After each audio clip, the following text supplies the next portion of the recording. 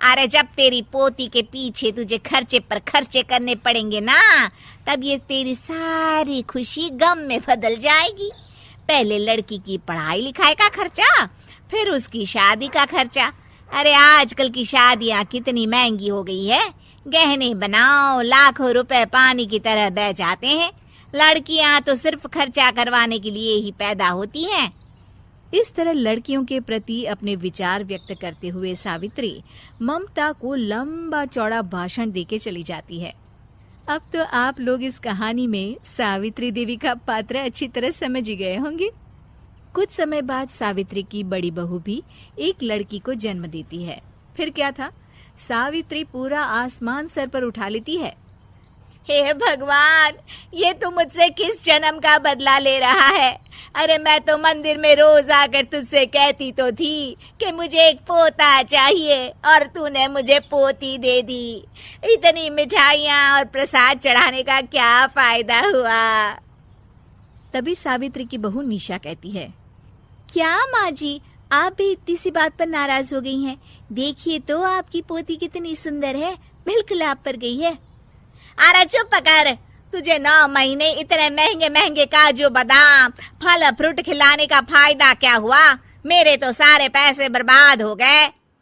ये सुन सावित्री का बड़ा बेटा अजय कहता है, माँ, तुम सिर्फ नाम के लिए 2020 में रहती हो।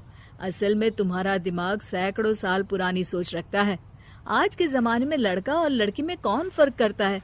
मैं तो बहुत खुश हूँ कि भगवान ने मुझे लक्ष्मी के रूप में बेटी दी है। लेकिन सावित्री पर अजय की बातों का कोई असर नहीं होता। नालायक, अपनी पत्नी की जबान बोल रहा है। मेरा बड़ा बेटा तो हाथ से गया। लेकिन सावित्री देवी हार मानने वाली नहीं थी। वो पोते की चाह में अपने छोटे बेटे विजय की शादी करवा देती है। कुछ समय बाद आखिरकार वो दिन आ ही जाता है जब सावित्री की छोटी बहू गर्भवती हो जाती है। सावित्री इतनी खुश हो जाती है कि वो बच्चे के जन्म से पहले ही सारे मोहल्ले में ढिंढोरा पीटने लगती है। ये क्या सावित्री, तू तो पोते के जन्म से पहले ही मिठाई बांट रही है। पहले पोता पैदा तो होने दे, और फिर क्या पता अगर पोते की जगह पोती पैदा हो गई तो। ये सुन सावित्री चिढ़ जाती है। अरे अपनी काली जबान मत चला। मेरी मिठाई खा के मेरा ही बुरा सोच रही है। बड़ी आई, ला मेरी मिठाई वापस कर। देख लेना, इस बार मेरे यहाँ पोता पैदा होगा, पोता। लेकिन ठीक इसका उल्टा होता है। सावित्री की छोटी बहू भी एक लड़की को जन्म देती है।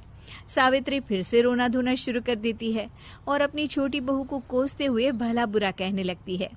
देखते ही देखते ये सावित्री की रोज की आदत हो जाती है। एक दिन उसकी इस आदत से परेशान होकर विजय अपने भाई अजय से कहता है, भैया, माँ खुद एक औरत होकर हमारी बेटियों को पसंद नहीं करती, उल्टा उन्हें रोज कोसती रहती है। मुझे माँ की यह आदत बिल्कुल पसंद नहीं आती। अरे तू ठीक कहता है, मैं भी अब माँ से तंग आ गया हूँ। अच्छा, तो अब तुम दोनों इस तरह पीठ पीछे मेरी बुराई भी करने लग गए हो? नहीं माँ, हम चाहते हैं कि घर में शांति बनी रहे। हमें हमारी बेटियाँ बहुत प्यारी है। मैं नहीं चाहता कि वह तुम्हारे ताने सुन सुन कर बड़ी हो, और इसीलिए हम दोनों ये घर छोड़कर चले जाएंगे। हाँ माँ, मैं भैया की बात से सहमत हूँ। जब तुम इस घर में अकेली रहोगी तब तुम्हें अपनों की कीमत का एहसास होगा। अपने दोनों बेटों के मुंह से अपनी माँ के लिए इतने कठोर शब्द सुन सावित्री भावुक और रुआंसी होकर कहती है, क्या सच में तुम दोनों मुझे इस घर में अकेली छोड़कर चले जाओगे? हाँ माँ। हाँ माँ, अब पानी सर के ऊपर जा चुका है। मैं तुम दोनों के बिना नहीं रह सकती। अपनी सास के आंसू देख अजय और विजय की पत्नी अपने पतियों से लड़ पड़ती है।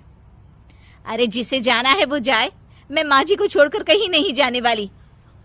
भाभी, आप ये क्या कह रही हैं? वही जो तुम सुन रहे हो। दीदी बिल्कुल सही कह रही है। हम बेटियों के संस्कार हमें सिखाते हैं कि सास माँ समान नहीं बल्कि माँ ही होती है, और उस माँ की जिंदगी भर सेवा की जाती है। बेटे अपना फर्ज भूल सकते हैं, लेकिन बेटियां नहीं। आप दोनों शौक से जा सकते हैं। माँ जी, हम दोनों के रहते आपको किसी बात की फिक्र करने की जरूरत नहीं। फिर क्या था, सावित्री के ऊपर छाए बेटों के घमंड के बादल उसकी बेटी स्वरूप बहुओं के तेज के आगे आंसू के रूप में परिवर्तित होकर सावित्री की आंखों से बहने लगते हैं और वो उन दोनों को गले लगा लेती है। मैं जिंदगी भर बेटियों को कोसती रही, लेकिन आज तुम दोनों को देख मुझे समझ आ गया कि बड़े अभागे होते हैं वो लोग जिनके घर बेटियां नहीं होती।